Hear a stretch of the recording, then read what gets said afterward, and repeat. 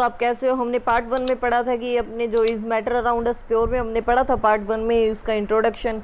क्या हमारे तरफ जो भी हमें आसपास दिखती है वो क्या प्योर होती है? हमने मिक्सचर के बारे में पढ़ा था कि मिक्सचर कैसे बनते हैं, मतलब कि दो या दो से ज़्यादा अधिक जो अगर अपने प्योर सब्सटेंसेस को मिक्स कर दे तो वो मिक्सचर कहलाते हैं। अब 2.1 टॉपिक है टाइप्स ऑफ मिक्सचर। ये हमारा पहला टॉपिक है इस चैप्टर का। Depending upon the nature of the component that from a mixture we can have different type of mixture।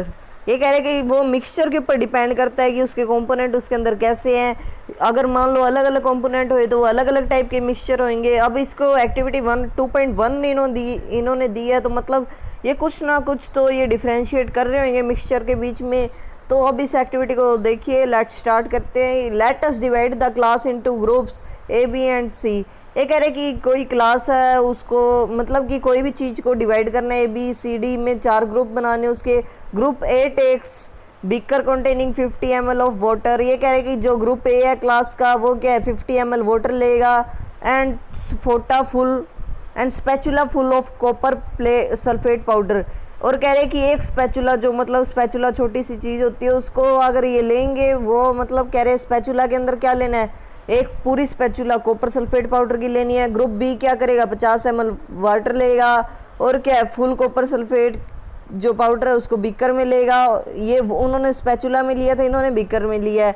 Group C और डी क्या लेगा, जो डिफरेंट अमाउंट है कॉपर सल्फेट की और potassium permanganate common salt and mix them given the component from a mixture. ये कह रहे कि वो क्या करेगा, जो कॉपर सल्फेट था और एक और साल्ट दिए इन्होंने पोटेशियम पर मैग्नेट को क्या करेगा, ये मिक्स कर देंगे और एक मिक्सचर बनाएंगे।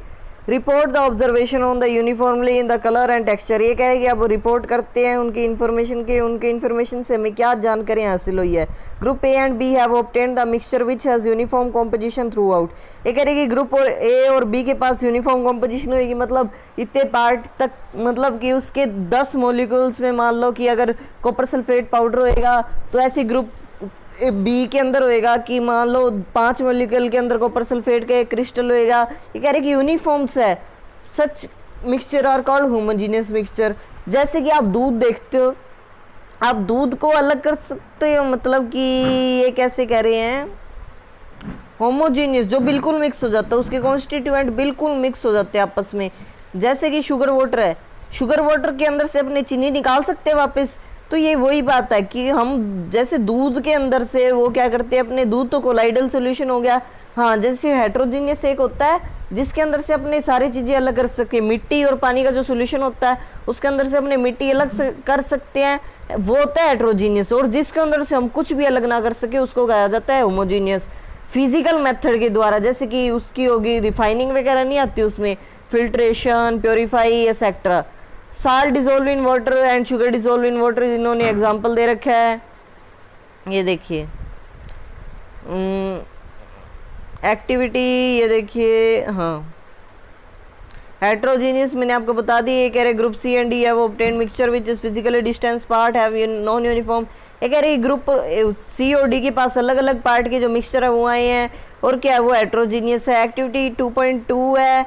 तो ये देखिए latest again divide the class into 4 groups A, B, C and D, distribute the flowing sample into each group। ये कह रहे हैं कि flowing sample को each group के अंदर distribute करते हैं।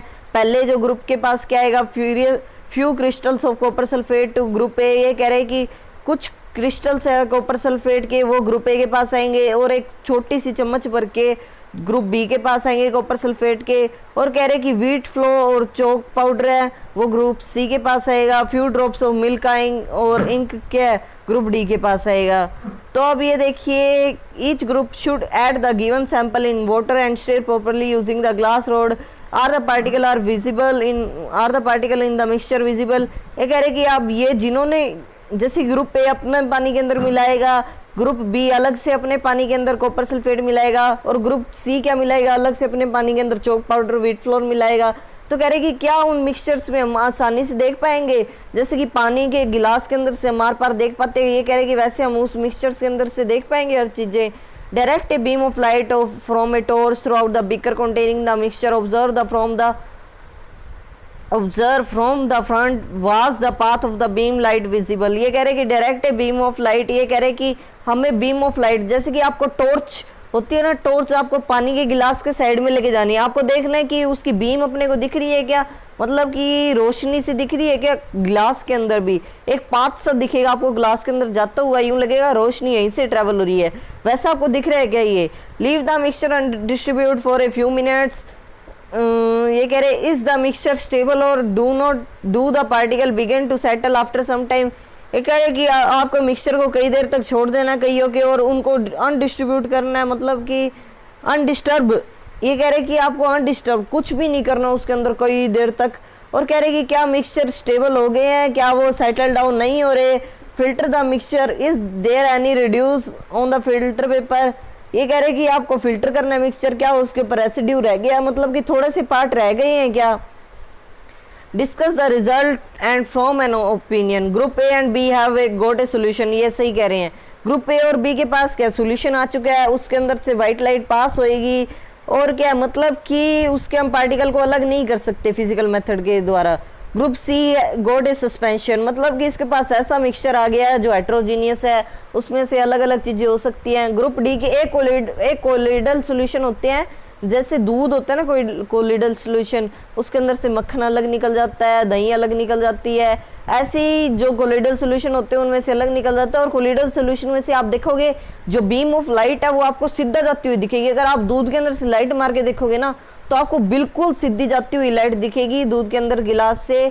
तो ये आज का हमारा टॉपिक था, कोलिडल सोल्यूशन, होमोजीनियस मिक्सचर और हेट्रोजीनियस मिक्सचर। अगर आपको ये टॉपिक समझ आया तो मेरी वीडियो को लाइक करना और मेरे चैनल को भी सब्सक्राइब करना। Okay, thanks guys.